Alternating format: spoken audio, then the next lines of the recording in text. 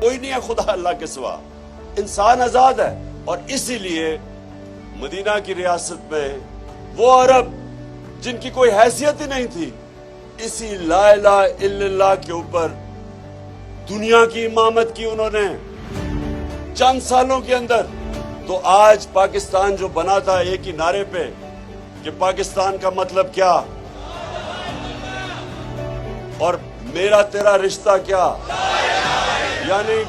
یعنی کہ بلوچستان میں بھی لوگ ہیں، سارے قبائلی علاقے، پختونخوا، پنجاب، ناردرن ایریاز، آزاد کشمیر، سندھ، سب کا ایک رشتہ ہے. زبان بھی ان کی فرق ہے لیکن رشتہ ایک ہے، لا الہ الا اللہ. اس پہ بنا تھا پاکستان. اس نے ہمیں اکٹھا رکھنا تھا، اس نے ہمیں آزاد کرنا تھا. اس کے لیے قائد اعظم نے جدوجہد کی تھی کہ وہ یہ نہیں چاہتے تھے کہ ہم ہندوؤں کی غلامی میں رہیں، وہ ایک آزاد ملک چاہتے تھے.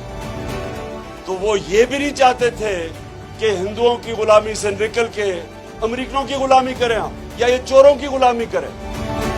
اس لیے یہ آپ کی جو آزادی مارچ ہے یہ بہت اہم ہے.